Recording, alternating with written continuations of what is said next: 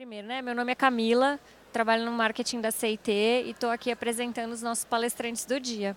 A nossa próxima palestrante é a Carla Borges, é a nossa Head of Human Resources da CIT e é responsável por transformar os tradicionais processos e políticas de RH em modelos de geração de engajamento e impacto nos negócios.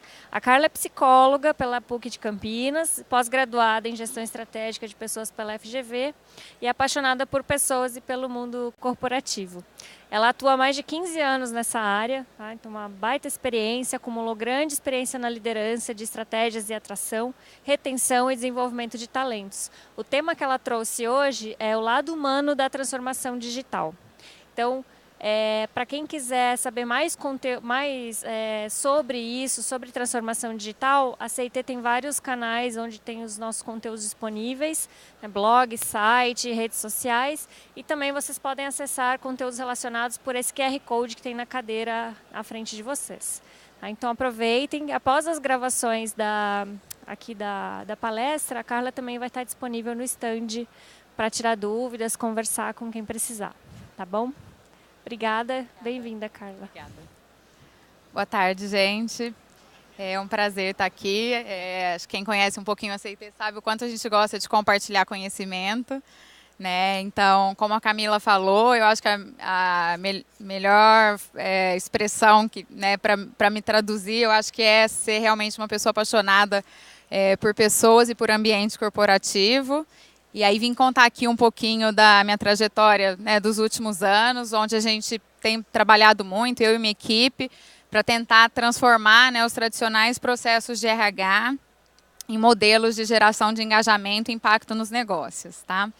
Então, essa é a ideia que a gente vai trocar um pouquinho mais aqui.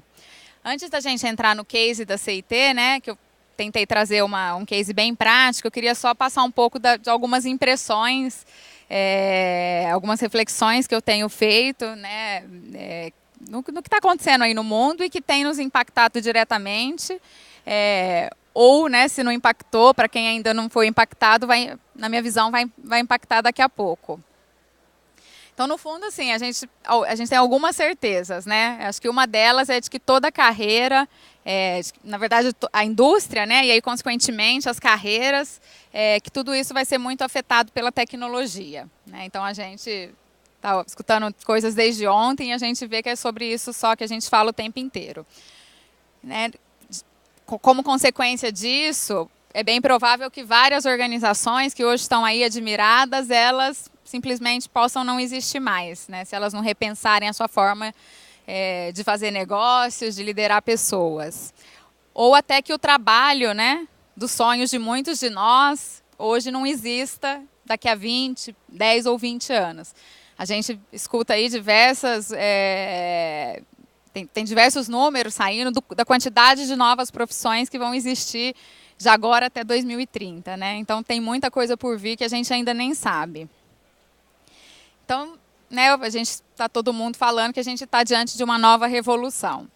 E os avanços tecnológicos, né, eles tornaram, né, coisas que eram muito inatingíveis, muito acessíveis para todos nós. E isso muda, né, a perspectiva. A gente viu em algumas palestras do consumidor, em algumas sobre os employees, e aqui a gente vai falar um pouco mais disso, né, de como que muda a perspectiva das pessoas de dentro da organização.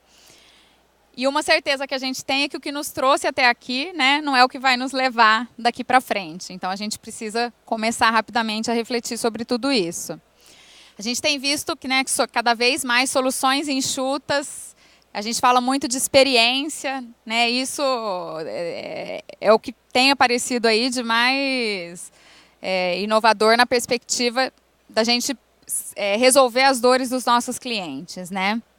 E isso, consequentemente, altera habilidades, altera os conhecimentos que a gente tem que adquirir e desafia muito a nossa noção de estabilidade e velocidade, né? Então, a gente começa a ver que as coisas têm um ritmo diferente mesmo do que a gente estava acostumado. E aí a gente tem falado cada vez mais em trabalhar no benefício que a gente quer gerar. E aqui tem 2 exemplos que eu acho que são bem legais, que traduzem um pouco dessa nova forma da gente pensar, né? Então, eu acho que a gente teve aqui hoje, nosso cliente nosso falando, né, dos desafios que ele está enfrentando no mundo de telecom. E, no fundo, é isso, né? Até outro dia, as empresas de telecom, como um exemplo, estavam discutindo quem poderia oferecer a menor tarifa no intervalo da novela das 8, e, no entanto, de repente, surge um competidor não esperado, como o WhatsApp, e traz, né, uma solução que dá acesso, por exemplo, a ligações internacionais para todo mundo, que era algo caro, algo inacessível. Uma outra historinha que eu gosto de contar é a dos picadores de gelo, né? Então, tinham os picadores de gelo e esse era o objetivo deles. Qual que é o negócio de vocês? O que vocês fazem? Picar gelo. Ok, só que a gente quer fazer isso da melhor maneira. Então, esse é o foco. E aí, de repente, vem e surge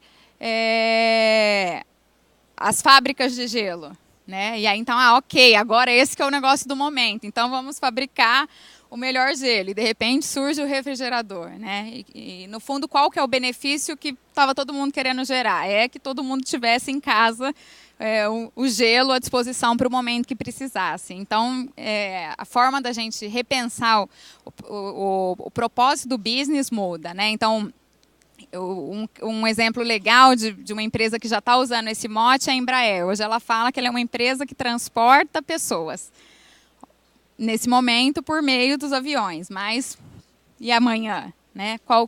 Então, assim, essa transformação ela começa lá no negócio e ela tem que chegar, essa reflexão do propósito, dentro de todas as nossas estruturas. Né? E aí, obviamente, como que a gente faz isso? Né? Então, a gente vai discutir mais a fundo, mas é sobre a gente manter o que está funcionando, sim, mas é sobre a gente experimentar mais, é sobre a gente poder errar, é sobre a gente se questionar o tempo inteiro, né? É sobre a gente fazer com as pessoas. Eu acho que a gente está muito acostumado a fazer para as pessoas e não com as pessoas. E a gente fazer isso da maneira mais diversa possível. Né? E aí tem um mote do Facebook que eu gosto muito, que eu acho que ele nunca traduziu tanto o desafio que a gente tem, que é, né, o Move Fast and Break Things. Então, eu acho que assim, isso tem que estar ali na linha de frente do que a gente estiver pensando. E aí, concluindo, né, a minha visão, principalmente quando a gente fala da perspectiva de pessoas, é que é muito sobre propósito. Então, cada vez mais a gente tem que pensar nessa conexão por propósitos. Obviamente que a hora que você fala de propósito, não tem como a gente não falar de modelos com foco no protagonismo. É sobre novas competências, né? Então, a gente vai ter que se reinventar em muitos sentidos e não tem jeito, tem que começar pela liderança, tem que ser um movimento que é de cima para baixo. A gente falou aqui em outras palestras o tempo inteiro que hoje, na verdade, qualquer movimento desse tipo tem que começar no CEO, né? Não adianta começar cilado já em estruturas, né? Então, tem que ser um movimento que vem de cima para baixo. Só pedir um favor, o timer não está funcionando. Eu acabei não ligando o meu. E aí agora eu vou contar um pouco. Então, assim, essas são algumas das, né, reflexões que a gente tem ouvido por aí, que tem nos impulsionado muito nessa mudança que a gente tem feito internamente. Eu vou contar um pouquinho agora para vocês do case da CIT. E aí eu queria dar um pouquinho de contexto, né? Onde a gente se insere nessa questão da transformação digital. Na verdade, a CIT é a parceira de grandes corporações nas suas jornadas de transformação digital. Então, obviamente, quando, né, a gente está ajudando os nossos clientes nesses desafios, a gente está falando sobre transformar as pessoas dos nossos clientes. E na hora que a gente tem que fazer isso, obviamente, passa por uma transformação interna. Então, a nossa jornada de transformação digital, ela passa por esse caminho. Não é necessariamente que a CIT está vivendo essa jornada, mas a gente se preparou para transformar os clientes e isso fez com que a gente tivesse que passar por uma mudança bem grande.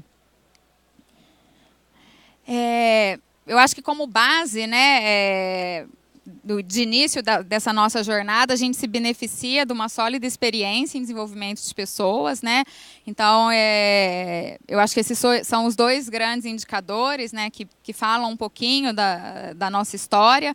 A gente é a única empresa de tecnologia que está 12 anos consecutivos na lista do Great Place, né? Então, A gente sabe o quão difícil é se manter, né, num patamar desse.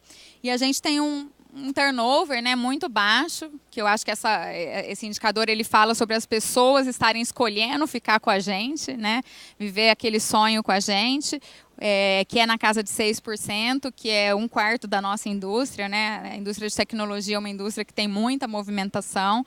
Então, acho que essas são as bases fortes que permitiram a gente partir para uma jornada tão diferente. E, obviamente, a gente se beneficia também da nossa própria proposta de valor, né, que está traduzida aqui nesses 3 grandes pilares, que é a parte de entrega, né? Então, assim, a gente faz uma entrega Lean. A gente, para isso, tem um sistema de gestão Lean, né? E a gente tem as nossas lideranças também liderando na perspectiva do que o Lean fala. A gente não vai entrar em muitos detalhes aqui, mas ao longo da apresentação eu vou mostrando o que é que está por trás desse conceito, né? E aí, quando a gente linka pega esses 3 pilares e a gente desdobra isso em processos, interliga isso com os processos, a gente vê que por trás de tudo há pessoas. Né? Então, nada daquilo ali, né, a gente consegue entregar sem passar pelas pessoas.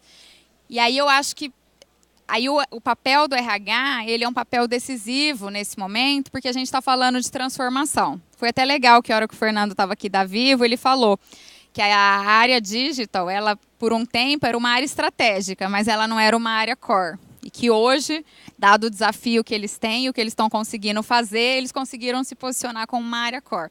E eu acho que o RH conseguiu entrar nessa... Eu falo que tem que grudar aí junto, né? O RH, eu acho que está acontecendo a mesma coisa.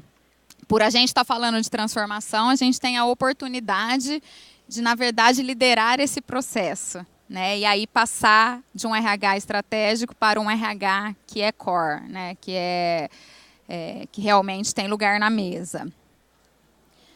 E aí eu só destacando aqui essa questão da transformação, né? O que eu acho que a gente está muito habituado a fazer mudanças. Então a gente muda bastante o jeito de fazer, mas no geral para atender propósitos semelhantes. Acho que agora a gente está num momento que por que tem tanta importância? Porque é uma reviravolta, né, o que a gente está vivendo.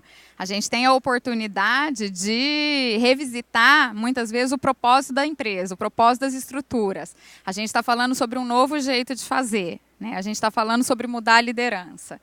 Então, realmente é uma oportunidade única para o RH se colar, né, e liderar. Né? Bastante gente tem vindo conversar comigo sobre isso. Poxa, as mudanças já começaram na área de negócio e a gente não está inserido. Então, eu falo, cola logo, porque, na verdade, o papel que vocês teriam que ter é de líder desse processo. Né? Então, não pode, de fato, perder essa oportunidade. E aí, o que é esse novo jeito de trabalhar, né? Quando a gente fala sobre esse novo jeito de trabalhar, o que isso significa? Então, o que a gente tem visto que acontece de cara é que quando a gente fala, né, sobre transformação digital, a gente precisa começar estruturando as equipes de maneira diferente. Então, que a gente fala que é a estruturação das equipes por valor. Hoje a gente está muito acostumado a ter as equipes lá em hierarquias bem verticais. Quando a gente fala que vai começar um trabalho de transformação, você já tem que pegar, né, pessoas que vêm de muitas estruturas e juntar isso em squads, porque a gente está falando que vai começar a trabalhar numa entrega de valor ponta a ponta. Então, isso já muda bastante a realidade da maioria das empresas. E, no geral, essas lideranças, né, das pessoas que compõem essas novas estruturas, elas estão fora dessas equipes. Então, aí já entra um grande desafio. Obviamente, se a gente está falando que essas equipes elas vão trabalhar de maneira diferente, a gente tem que mudar a maneira de fazer gestão. Né? E os processos que a gente entrega, aí sim falando mais de processos de RH, os processos que corporativamente a gente entrega já também não podem ser mais os mesmos. Né? E aí eu vou entrar em detalhe, um pouco mais em detalhe em cada um desses pontos. A gente vai ter que falar muito mais de experiência, vai ter que falar de cliente no centro, né? Porque a realidade que aquelas pessoas estão vivendo, elas vão começar a exigir da gente, né? Como RH. Então, no fundo, aquilo que eu comentei agora há pouco, ele serve de base, né, para esses 3 pilares que, no fundo, para a gente traduz um pouco do que é a transformação cultural e de pessoas, né, que é parte da jornada de transformação digital. Então, né, não tem como a gente iniciar um trabalho desse sem focar muito nessas 3 perspectivas: cultura, liderança e nos próprios processos de RH, né? Então, a gente vai passar um pouquinho mais por cada uma dessas. Então, sobre cultura, né? Por que eu começo falando de cultura? Porque, na verdade, a cultura é a última que vai ser mudada, né? Então, por que isso, né? Porque eu acho que a gente tem que começar a encarar a transformação de cultura de uma nova maneira. A gente estava muito acostumado a falar de mudança cultural, definindo statements e colocando papel na parede, fazendo palestras e achando que isso ia mudar a segunda-feira das pessoas. E, no fundo, o que a gente acredita é que uma mudança cultural ela só vai acontecer se a gente começar a fazer as coisas diferentes. Então, a gente começa fazendo, a partir do momento que aquilo, né, se torna uma prática do nosso dia a dia, aí sim é possível a gente mudar os valores e as atitudes, e aí, consequentemente, a gente vai gerando uma mudança cultural. Então, a gente se baseia muito nessa pirâmide, né, que é a pirâmide invertida de Schuch. O Schuch é uma referência no Lean, né? E isso já muda drasticamente a forma da gente começar a pensar as coisas. Obviamente, o que fazemos tem que vir norteado de drivers corporativos. Então, no nosso caso, eu até estou citando aqui é muito particular da CIT, tá? Mas no nosso caso, a gente se baseia muito, né, nos nossos valores, na construção de uma cultura de colaboração e numa cultura baseada em inovação. Né? Então, assim, para a realidade de cada um, isso vai mudar, mas, de qualquer forma, a partir desses drives, a gente sempre se organiza para o que a gente tem que fazer para gerar a mudança cultural que a gente quer endereçar. Depois a gente fala um pouco de liderança. Lá atrás eu falei, né, e começa pelas lideranças, e foi, de fato, por onde a gente começou. Então, a gente começa pelas lideranças, passa pela mudança dos processos e aí, consequentemente, vai gerando uma nova cultura. Falando de liderança, né, a primeira transformação que a gente fez foi quando a gente começou a unir as estratégias que a gente fala. Então, assim, desde o planejamento estratégico, a gente já faz uma discussão que envolve todos os executivos e todo mundo vai pensar junto quais os problemas que a empresa tem e como a gente pode pensar em solucioná-los. Então, a gente já usa muito desse raciocínio de construção coletiva. Tem vários elementos aqui que, na verdade, dá para a gente super detalhar. Então, assim, a Renata, que fez uma palestra antes, ela contou um pouco mais desse processo de planejamento, exatamente como ele acontece, na perspectiva da gente estar criando, né, um ambiente propício para as nossas lideranças fazerem esses modelos de construção coletiva. Né? Então, quem interessar, a gente pode, depois, cada pedaço desse, extrapolar em discussões. Então, esse foi o primeiro movimento. E aí a gente viu que aquilo era muito poderoso. Só que ele não podia ficar no planejamento estratégico e depois a gente voltar para o dia a dia, para os modelos hierárquicos. Né? Então, a gente falou, poxa, como que a gente pode fazer uma mudança, uma transformação na perspectiva da estrutura corporativa. E aí foi que a gente fez um segundo movimento, que eu trouxe para citar aqui, que é a organização da nossa camada executiva e do nosso time de gestão sênior no modelo de adhocracia, que é um modelo não hierárquico.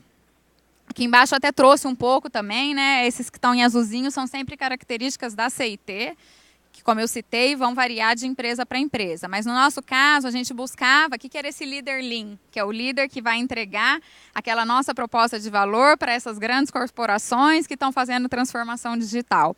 É um líder que faz as coisas com muito mais autonomia. A gente fala muito que é o problem solver, né? São as pessoas que estão ali à disposição para resolver problemas. Né? Tudo tem que partir de um problema. Então, para isso funcionar, pede um modelo não hierárquico. Né? E pede um modelo de maior convicção emocional. Então, a gente começou a perceber que, né, o que completava, né, essa roda era se a gente conseguisse gerar para as pessoas oportunidades para que elas estivessem fazendo coisas que elas, né, com as quais elas tinham muita convicção emocional. Então, no fundo, era isso, esse desafio que a gente tinha. Então, a gente pensou, que estrutura é essa que a gente poderia gerar? Então, essa estrutura que eu comentei. Então, no nosso nível executivo, a gente não tem mais um modelo hierárquico, ninguém responde para ninguém, a gente está estruturado em squads. Então, as nossas estruturas, que a gente chama de opportunities, em cada uma delas a gente tem pelo menos 2 executivos, mais alguns gerentes sêniores que compõem um grupo que vai fazer construções coletivas a partir dos problemas e dos desafios que a gente tem. Então, no fundo, é um desdobramento já do modelo que a gente faz, primeiro corporativamente, à luz dos problemas, né, gerais, e que depois a gente vai descendo para as localidades. Tá? Óbvio que tem um monte de desafio nisso, né? Eu acho que daqui a pouco a gente tem mais história para contar. A gente está fazendo isso num formato de experimento, então nada na CIT+, daqui a pouco eu vou falar um pouquinho mais sobre como que é o nosso modelo hoje de construção e resolução dos nossos desafios. Nada a gente faz mais corporativamente. Acho que essa era uma realidade dos RHs. Tudo que a gente faz, a gente vai lá, desenha, no geral, Jump to Solution e já implementa corporativamente. Então, a gente não tem feito mais isso. Então, na perspectiva de estruturação, a mesma coisa.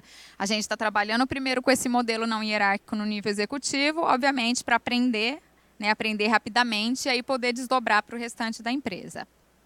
E aí um ponto que eu queria destacar, que isso não serve só para a questão da liderança, para qualquer coisa que a gente for fazer na perspectiva de transformação, mas eu trouxe aqui porque eu comentei que começa por aqui.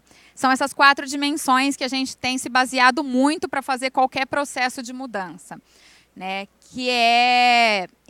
Tudo que a gente for fazer, a gente não pode perder de vista que a gente quer entregar valor continuamente. Né? Então, isso tem que ser um driver importante. O outro é sobre segurança. Né? A gente fala que os processos de mudança eles geram muito desconforto. Né? Só que não é sobre a gente tirar totalmente, não tem como, mas é sobre a gente minimizar esses desconfortos. Então, aí é que a gente traz muito o conceito de safety. Poxa, então, como que a gente faz para um processo novo desse, ele ser o mais suave possível? Como que a gente faz para as pessoas sentirem que elas estão amparadas, né? Então, esse é um outro drive super importante. O outro é sobre aprender rapidamente. Então, tudo que a gente está fazendo, a gente tem que aprender muito rápido, né, para fazer essa roda girar e fazendo... na hora que a gente for escalar, já ir fazendo o desdobramento disso a partir dos aprendizados. E o outro a gente tem que ter em mente que aquilo que a gente está fazendo com as pessoas tem que fazer sentido. Né? Então, a gente tem que enxergar ali que elas são promotoras, né, que elas são entusiasmadas, que elas são fãs daquele processo. Senão, não, é um pedaço que não vai fazer sentido. Né? Então, essa foi a primeira perspectiva que a gente começou a trabalhar, que foi a da liderança.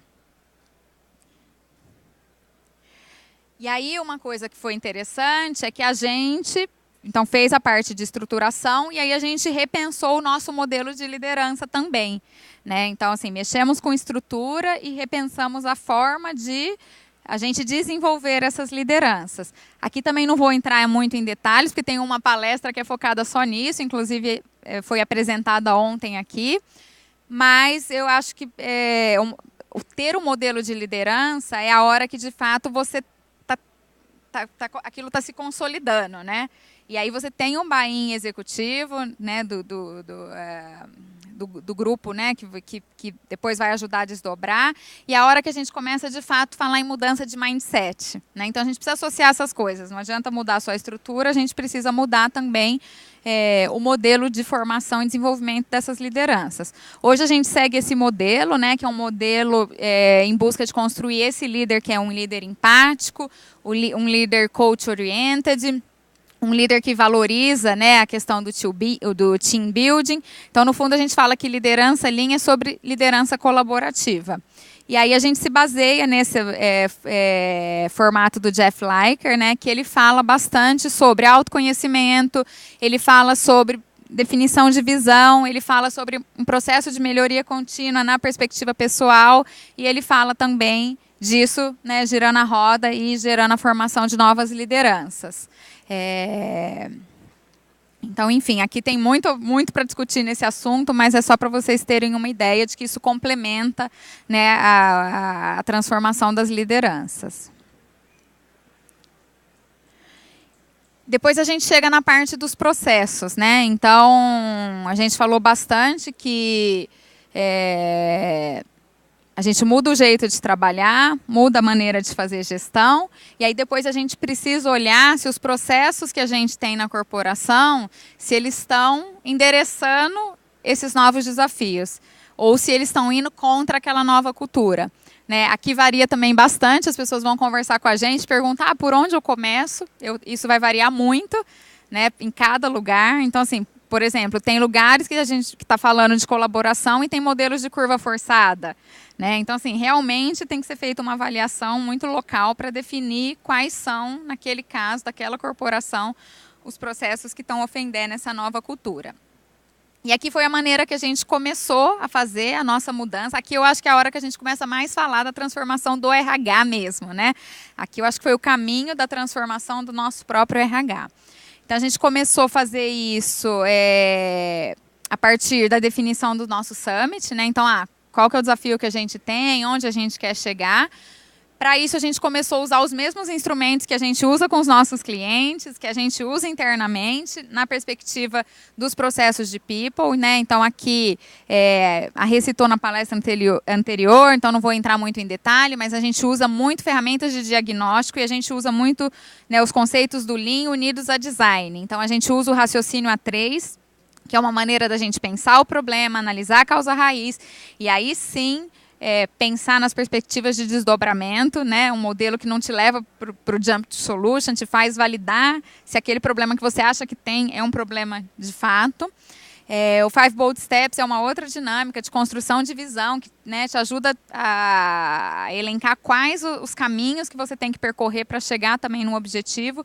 Então, a gente começou a usar desses instrumentos dentro do próprio RH para definir, né, quais os problemas que a gente tinha e aí, obviamente, onde a gente queria chegar. A partir disso, a gente se organizou muito por camps, né? Então, entrando já também o uso do conceito de RH ágil, né? Então, a gente não faz a definição de um problema que vai ser resolvido daqui um desenho para um ano. Então, a gente, a partir do que sai dali desdobrado, a gente faz organização por camps de 3 meses, define as KPIs, né, isso é importante. Então, assim, o que é que vai nos dizer se aquilo está funcionando bem? A gente usa também os instrumentos de OKR, né, Objective Key Results, um instrumento muito usado pelo Google, que é para, no fundo, ajudar nesse planejamento. Então, eu tenho aqueles objetivos, tá, mas quais as ações que eu preciso fazer para chegar lá? Né, que outras medidas ali dentro vão me ajudar a chegar naquele KPI maior. Então, a gente organiza isso e vai camp by camp, aprendendo, fazendo os processos de PDCA. E aí, a gente começou a fazer, experimentar, né? A gente, no fundo, usava pouco, né, esses conceitos de design, de experimentação, na perspectiva da nossa estrutura de people.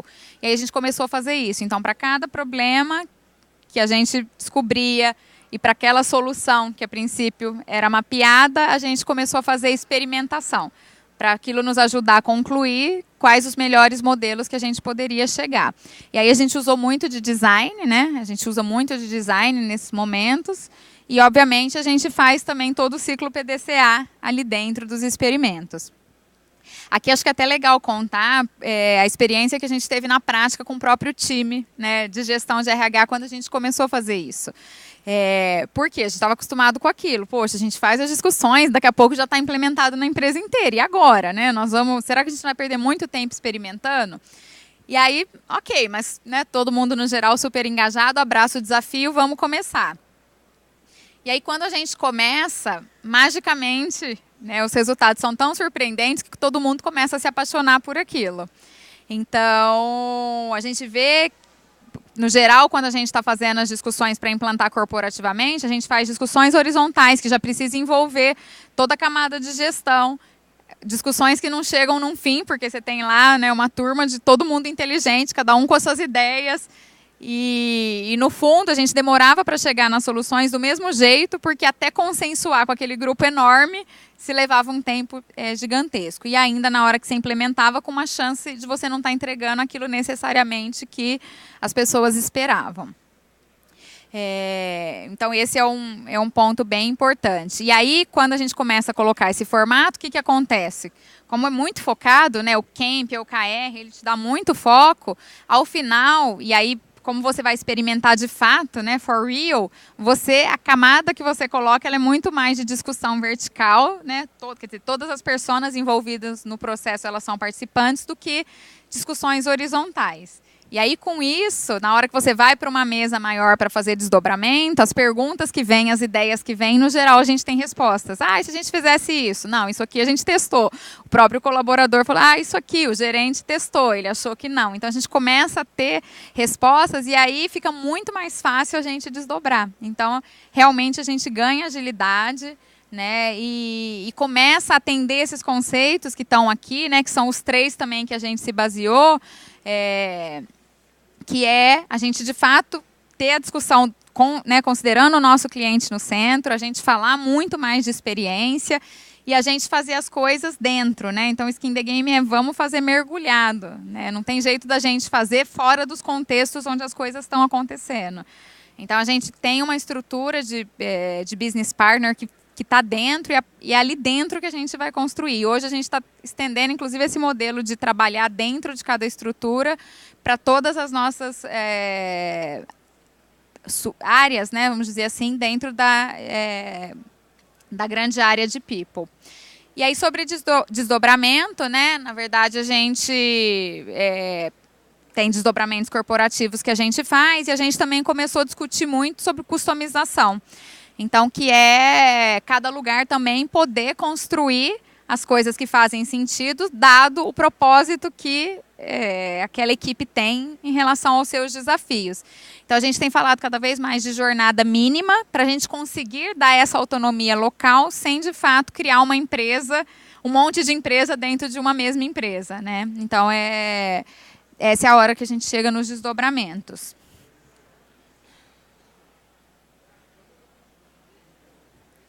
E aí tudo isso, né, acabou, toda a nossa experiência nessa perspectiva de fazer experimentos, né, para resolver os nossos problemas, acabou nos levando ao que a gente fala que são as nossas 5 regrinhas de ouro dessa cultura de experimentação. Então, que é isso, né, sempre parta de um problema. Então, acho que a gente fica até repetitivo na CIT, mas é isso, a gente não consegue pensar se não for à luz de um problema. Então, a gente sempre usa essa pergunta, né, se o time chega... se os nossos clientes internos chegam para conversar, o que a gente trazem uma situação, a gente sempre consegue, só consegue começar uma discussão a partir dessa pergunta. Tá bom, mas que problema que você quer resolver, né? Qual que é o desafio que você tem? Então, a gente começou a fazer esse exercício, né, de sempre partir de um problema. Um outro ponto importante, a gente começou a pensar muito mais no comportamento que a gente quer gerar do que no processo. A gente é muito acostumado a desenhar processos para endereçar os nossos problemas. E a gente viu que muda radicalmente quando a gente faz o exercício de qual que é o comportamento que a gente quer gerar.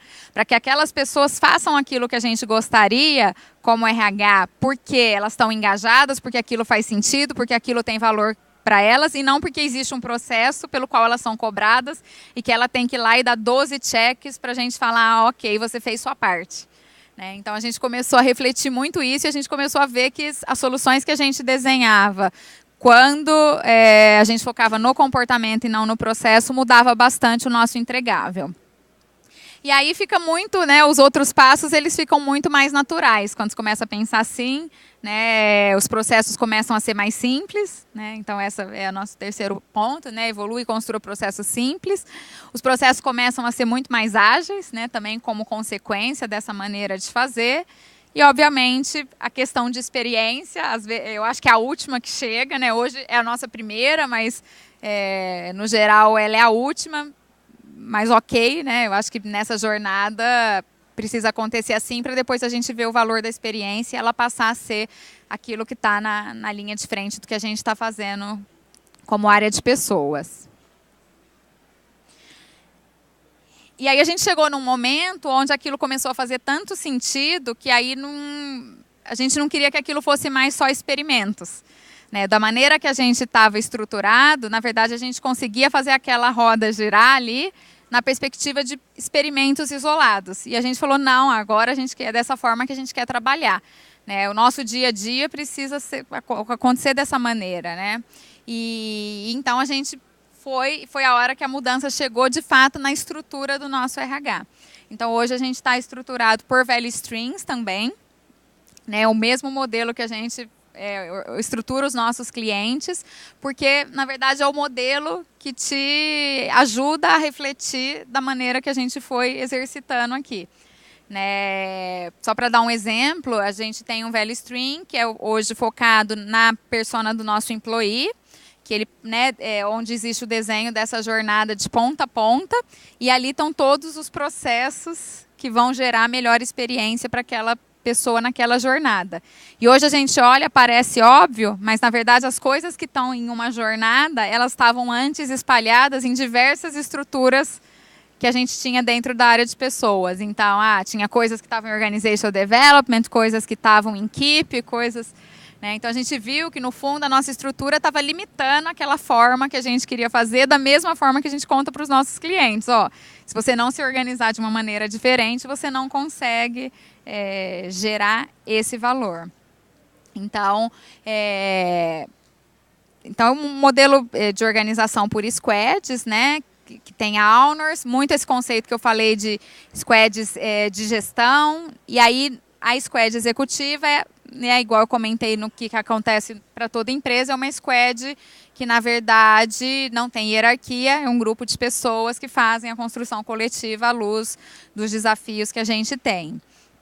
E, obviamente, em pessoas, a gente tem muitos processos horizontais, né? Então, a gente mantém uma estrutura horizontal ali de operações, de people operations, e tem outros processos, eu nem trouxe quais, porque também acho que varia de empresa para empresa. A gente vê que tem vários outros processos que fazem sentido também estarem organizados de uma maneira mais horizontal, dando base para aquela construção que a gente quer fazer por valor, né? Então, a gente está experienciando isso e tem sido muito, muito engajante mesmo para todo o time. E aí aqui eu trouxe um exemplo prático de um processo que a gente mudou. Vocês viram lá atrás, né, que a gente falou sobre a mudança transformação das lideranças, então lideranças que demandavam uma formação diferente, porque a gente queria líderes com um novo skill, e aí na hora que a gente chega, então esse era um desafio, na hora que a gente olha o nosso processo de desenvolvimento de carreira dos líderes nesse nível executivo que a gente estava gerando uma mudança estrutural e uma mudança na forma de fazer gestão, a gente chegou à conclusão que tinha um dos nossos processos, né, bem core, que é carreira, que não funcionaria. Que a gente estava falando que é um grupo autônomo, que não tem mais hierarquia, então ele não tem um líder acima. E aí, como que fica se o nosso processo era um processo mais tradicional, que tinha alguém que te avaliava, conversava com as pessoas, fazia 360 e vinha te dar um feedback dos pontos que você tem que melhorar e tarará, né? Então a gente falou lá de autonomia, a gente falou de propósito, a gente falou de protagonismo, e aí a gente chegou à conclusão que tinha chegado a hora de mudar aquele processo em si, porque senão ele não, né, geraria o que a gente precisaria na perspectiva de complementar aqueles pontos. Então, a gente criou, por exemplo, só como um exemplo aqui, um processo de carreira, que é um processo onde o executivo, ele está na linha de frente, é um processo puxado, então ele puxa o seu processo de avaliação, né? Ele elenca partners, 2 partners, porque, na verdade, ele não responde para ninguém. Então, ele elenca 2 partners que vão participar com ele dessa reflexão, porque, afinal, a gente fala o tempo todo da construção coletiva. E é um processo onde ele conduz, né? Ele pensa quais os seus valores, quais suas ambições, quais os momentos que importam. Isso tudo à luz de princípios e habilidades, que aí sim são as novas habilidades, as novas competências que a gente espera dessa liderança. E ele mesmo traz para a discussão, né, qual a contribuição que ele está tendo, aí sim nas competências corporativas, vamos dizer, naquele lugar que ele está atuando. Então, é um processo que ele conduz, ele prepara tudo, discutindo com esses partners. Ele reflete a sua avaliação 360, então não é ninguém que vem dar um feedback para ele tem que fazer essa reflexão. e os partners estão ali para contribuir, e depois, obviamente, isso é levado para uma reunião de performance, e aí sim, para a gente discutir reconhecimento, visibilidade, rebalance de colocação, né? Então, como a gente está falando também muito de convicção emocional, pode ser que aquela discussão leve a uma conclusão de que aquela pessoa pode ir para uma outra oportunidade para ela estar mais engajada. Então, também tem sido muito legal, porque, na verdade, a gente percebe que essa nova forma de fazer muda radicalmente o engajamento das pessoas, né? Então, tem sido uma experiência bem marcante mesmo, a gente repensar mesmo a forma de construir com as pessoas, né? Então aqui essas pessoas participaram da construção, a gente fez grupos de experimento antes de rolloutar no próprio grupo. Então às vezes a experimentação ela também, né, mesmo que ela seja em pedaços, ela pode começar dentro daquele pedaço maior, num pedaço menor, antes de você fazer um rollout. E aqui, na verdade, né, a gente consolidou tudo isso num framework de transformação de pessoas que é o nosso. Obviamente, se a gente for, né, se cada um de vocês for fazer essa discussão, vai sair o framework próprio de cada um de vocês. Então, só aqui para ajudar a relembrar, né? Então, na perspectiva de cultura, a gente fala muito de valores, a gente fala muito de colaboração, a gente fala muito de inovação. E aqui, acho que o principal que tem que ficar é o learn by doing, né? Então, assim, não tem como a gente fazer uma transformação de culturas se não for a partir do que a gente estiver vivenciando. Na perspectiva de liderança executiva, então, a gente trabalhou muito com autonomia, a questão de, né, a gente queria um modelo não hierárquico e um modelo de muito maior convicção emocional das nossas pessoas com seus desafios, à luz das reflexões pessoais que a gente começou a trazer na mesa. Então, os nossos processos, né, eles começaram a ser muito mais human first, né, e a gente começou a sentir o valor disso na pele. E, no fundo, isso leva a uma conexão muito maior por propósito, né? E aí, as principais mudanças que a gente fez foi na perspectiva do protagonismo, a mudança da estrutura organizacional nesse pedaço e o nosso modelo de performance. E aqui, no fundo, né, para mim, o que traduz é a construção coletiva por propósito. Então, é a gente sempre fazer junto, né, mas conectados com um propósito. E na perspectiva dos processos de RH, né, a gente tem trabalhado muito para entregar essas três coisas: mais experiência, né, a gente quer o nosso cliente no centro de tudo que a gente estiver fazendo, e a gente quer cada vez mais estar skin in the game. Então, a gente não quer ser o RH que está ali numa sala, a gente quer ser o RH que está dentro das oportunidades, que está entendendo os desafios dos nossos clientes. E, no fundo, a nossa medida hoje de valor, né, do que a gente está fazendo, é se a gente estiver impactando aquilo que a nossa equipe de negócio tem que entregar para o nosso cliente. Então, quando eu citei as competências, né, ligadas à oferta, que são as competências que a gente tem que entregar para o nosso cliente, no fundo a gente começa a mapear onde a gente está impactando, junto com as nossas equipes internas de negócio, aquilo no nosso cliente, né? Então, de fato, é a hora que a gente, de vez, se liga impactando o negócio. E aí, para isso, essas foram as três principais ações que a gente fez, né? Essa nova estruturação por value stream. Quando você parte para esses modelos, né, de mais autonomia, ele demanda você repensar a sua forma de alinhamento. Então, a gente fez a construção, né? Está discutindo a construção de chapter e guildas, que são mecanismos que você tem para garantir o alinhamento, né? Não perder o que eu falei, que é o corporativo. E o modelo de PDCA, como que você faz para dar autonomia, mas também sem perder, né, de vista que você tem indicadores pelos quais você responde, que a empresa tem também um objetivo financeiro, de lucratividade e tudo mais, né? Então, é a hora que você vai e une as pontas novamente, porque você responde também por resultado, né? Então, não é falar só sobre engajamento, mas é falar também sobre resultados e como que a gente conecta essas coisas. E aqui o que traduz, né, o que a gente está vivendo, eu acho que é essa questão de uma experimentação organizada por valor e que é camp by camp, onde a gente realmente está fazendo, né, subindo pedaços da montanha para chegar em algum lugar e, obviamente, conseguir entregar, né, a transformação naquelas três perspectivas. E aí aqui, para finalizar, né, no fundo, eu queria citar 3 instrumentos que também têm alto valor para a gente, que complementam tudo que foi falado, né, que são instrumentos que a gente usa no dia a dia. Então, a questão da gestão à vista, né, então, tudo que a gente faz tá nas paredes, né, tudo que são orientadores do nosso dia a dia, KPIs, blocos, o Kanban de atividades, né, tudo está nas paredes. Então, no fundo, se essas coisas não forem para nortear o nosso dia a dia, elas param de fazer sentido. Né? Chegou um momento que eu percebia que o time ele se preparava para vir para uma reunião de PDCA para me apresentar alguma coisa, e assim em cadeia, né, em todos os níveis de liderança. Mas se isso aqui não está sendo usado, não tem valor. Né?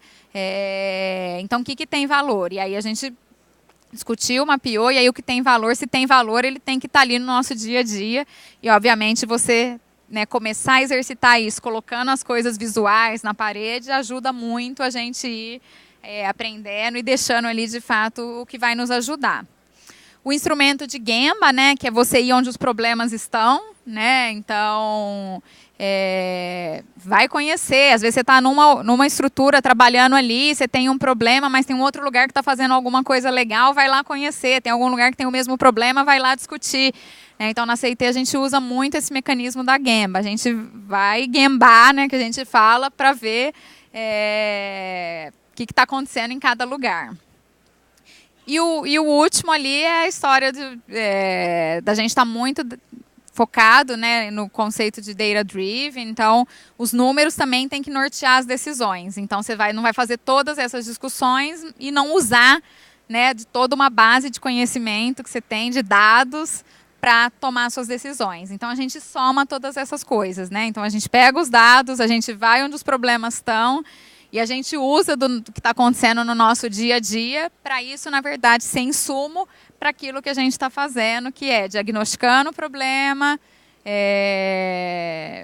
discutindo quais as possíveis soluções, estruturando aquilo por quem, experimentando, e aí sim fazendo desdobramento. Né? Então, todo aquele nosso ciclo que acontecia por problema, hoje ele já acontece dentro de toda a nossa estrutura, e esses 3 elementos aqui respaldam o tempo todo a nossa discussão.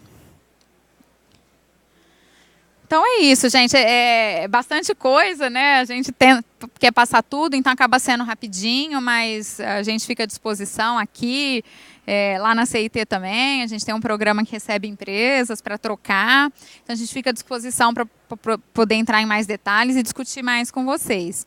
E aí, para encerrar, eu queria deixar uma reflexão, né, que é a que a gente tem se feito todos os dias e que eu acho que, para quem já está na jornada ou para quem não está na jornada, são perguntas que vale a pena serem feitas, né? Então, a primeira né, para onde cada um de vocês está olhando para alcançar essa mudança, né, ou essa da transformação digital ou qualquer outra. O quão diversificada é sua equipe, sua rede de relacionamentos, né? Então, assim, cada vez mais fica claro que a gente não faz as coisas sozinhos, né? Então, que a gente tem que buscar dentro, fora, colegas, parcerias, né? Então, acho que esse é um ponto muito importante e às vezes a gente não valoriza tanto, a gente às vezes fica muito dentro, né? E o outro, né, que essa foi a que me foi feita um tempo atrás e que mais mexeu comigo e é a que eu vou deixar para finalizar, que é se cada um de vocês tem coragem suficiente para abandonar o que trouxe, né, o que os trouxe até aqui e construir aí uma nova história todos os dias.